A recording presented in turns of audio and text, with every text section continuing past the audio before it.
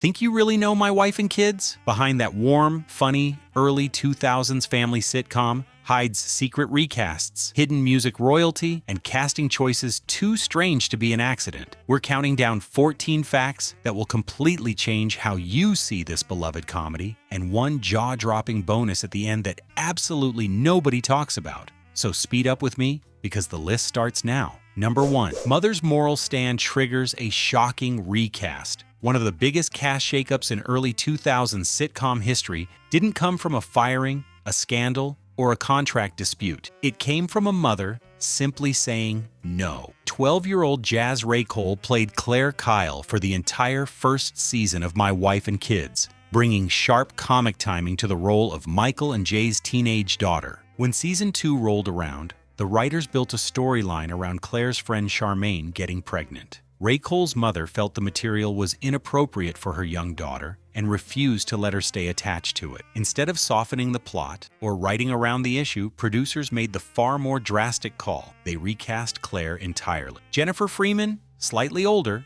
stepped into the role starting with the season 2 premiere, and the show actually poked fun at its own decision on camera. Michael Kyle looks at his daughter in the first episode of the new season and jokes that she looks like a completely different person, directly acknowledging what everyone watching already knew. Raycole later said in an interview that she understood producers wanted someone older for where they were taking the character, and she moved on from the experience without any bitterness. A recast most casual viewers barely registered at the time was actually the direct result of one parent drawing a hard line, and the show wrote the joke about it right into the very next script. Number 2. Disco legend's daughter secretly joined the cast. When a new actress showed up in season 4 as Junior's girlfriend, almost nobody realized they were watching musical royalty hiding in plain sight. Brooklyn Sudano stepped into the role of Vanessa in season 4, replacing Megan Good. And the switch happened with zero explanation on screen. What most people watching at home had no idea about was that Brooklyn's mother was Donna Summer, the undisputed queen of disco behind hits like Hot Stuff and Last Dance. Summer's Last Dance had even won an Academy Award for Best Original Song back in 1978, cementing her as one of the most decorated voices of her generation. Brooklyn's father, Bruce Sudano, wasn't an outsider to the industry either. He was a working songwriter who penned material for major stars including Michael Jackson. Growing up,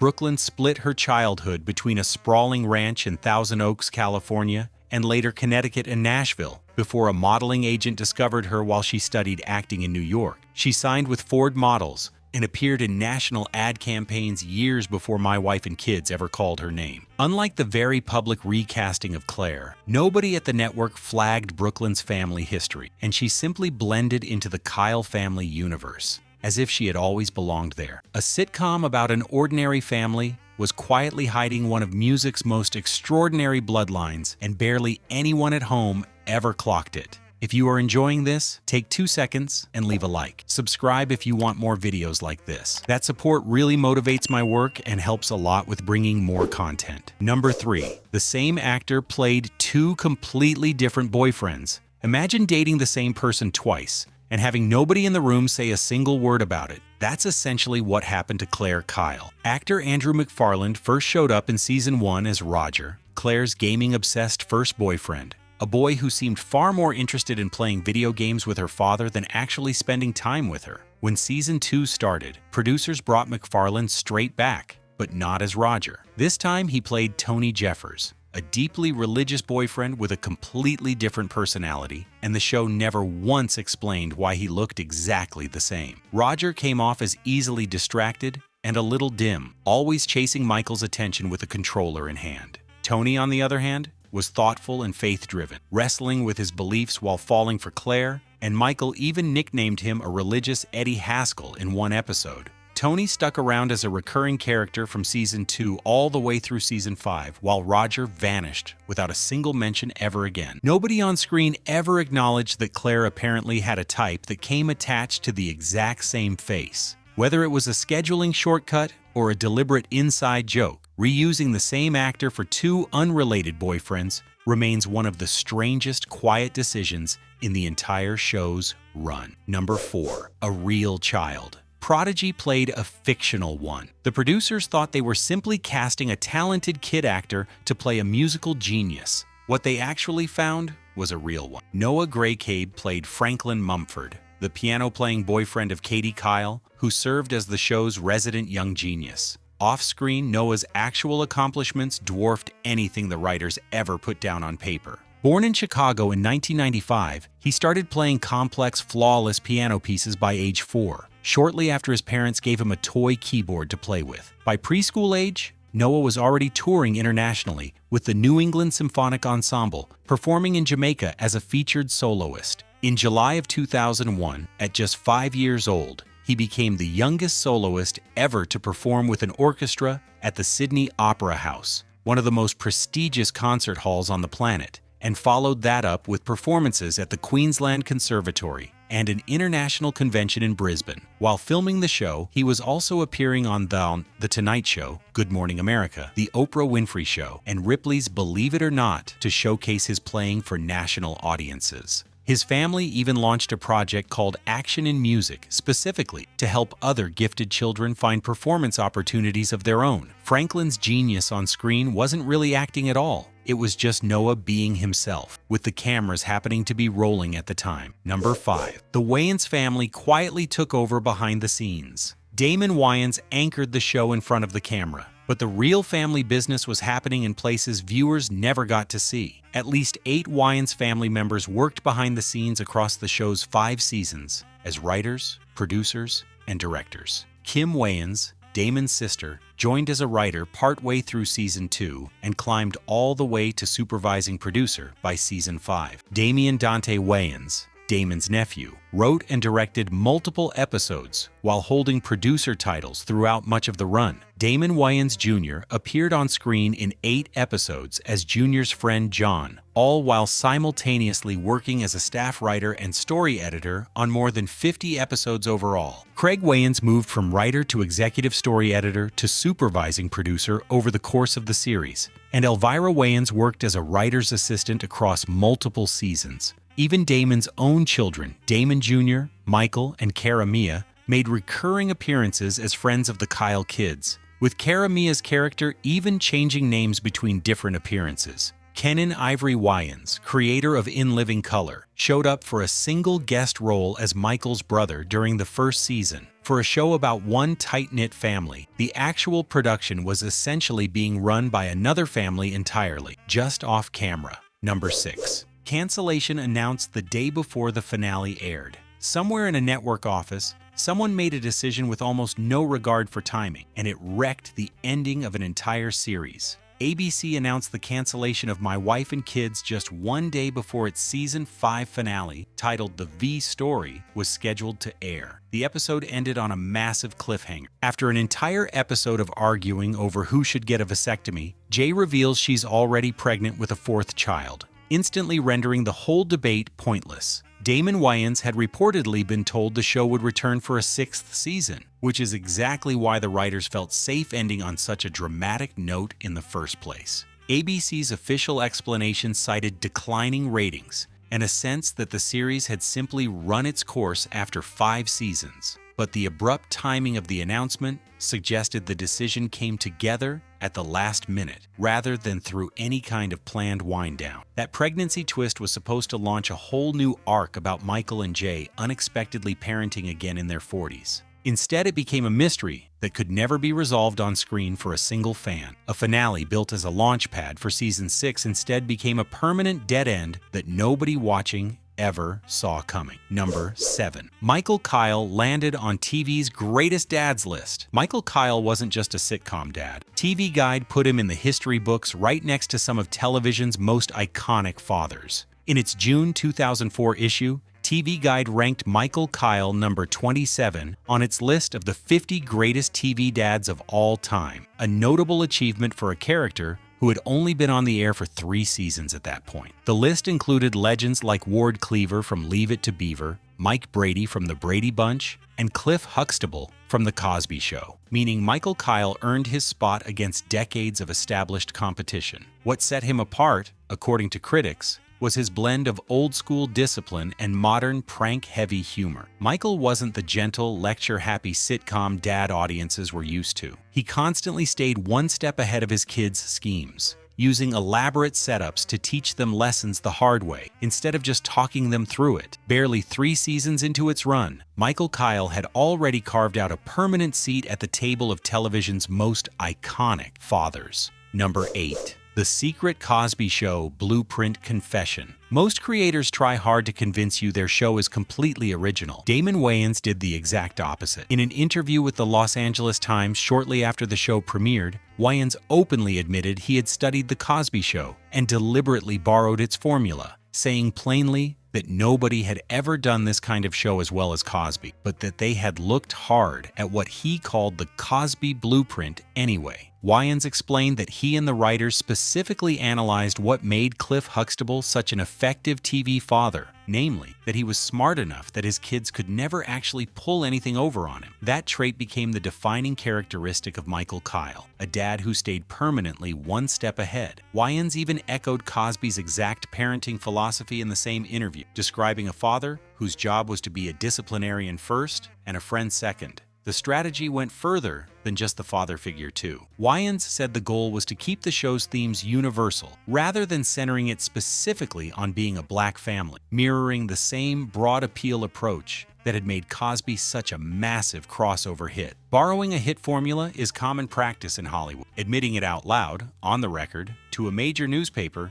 is not. Before we keep going, subscribe if you haven't yet. Drop a comment telling me which movie or show you want me to cover next with strange behind-the-scenes facts. I read every single one. Number 9. The math behind Claire's teenage parents. Every so often, a casting decision that looks like a mistake on paper turns out to be an accidental stroke of genius. Tisha Campbell was only 13 years older than George Gord II, the actor who played her eldest son, Junior. When the show premiered in 2001, Campbell was 31 and Gore was 18, a gap that would look wrong for most on-screen mother and son pairings. But the show's own backstory made it work. Michael and Jay Kyle were established as having had Junior when they were both just 17 years old, forcing them into an early marriage and parenthood far sooner than they had planned. That detail was central to Michael's entire character, explaining his constant paranoia about his own kids repeating his mistakes. A 13-year gap doesn't perfectly match a 17-year-old parent's age difference with an 18-year-old son, but it lands close enough that the family's history felt believable rather than distracting. Campbell brought the weariness and hard-earned authority of someone who had grown up fast, while Gore played Junior as a kid, still trying to find his footing. A dynamic that worked specifically because the actress playing his mother wasn't old enough to have forgotten what that felt like herself. What looked like an odd age gap on paper turned out to be one of the more quietly authentic details in the entire show. Number 10. Franklin's actor was touring the world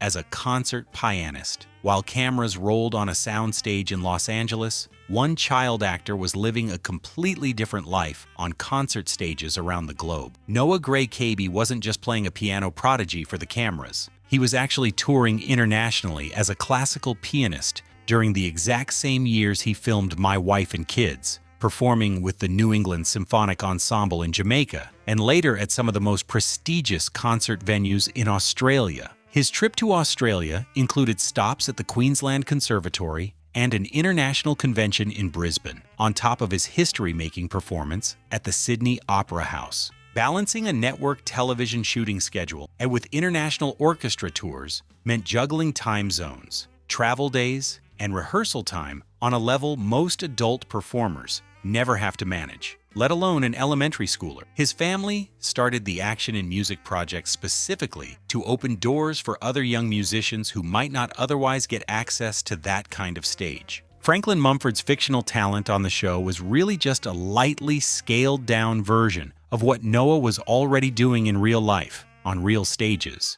in front of real audiences. For Noah, playing a genius piano kid wasn't a character he had to study. It was simply an ordinary Tuesday. Number 11. 5 seasons and not a single holiday episode. Family sitcoms practically run on holiday episodes. My Wife and Kids skipped every single one for 5 straight seasons. Across 123 episodes and 5 full seasons airing between 2001 and 2005, the show never once produced a Christmas, Halloween, or Thanksgiving episode, a genre staple that shows like Full House, Family Matters, and The Fresh Prince of Bel-Air all leaned on constantly. Holiday episodes typically hand writers a built-in excuse for family gatherings, gift-related drama, costume mishaps, and heartfelt seasonal moments. And they often become some of a sitcom's most re-watched installments. My Wife and Kids had all the right ingredients for great holiday chaos, given Michael's elaborate teaching schemes and the kids' constant antics.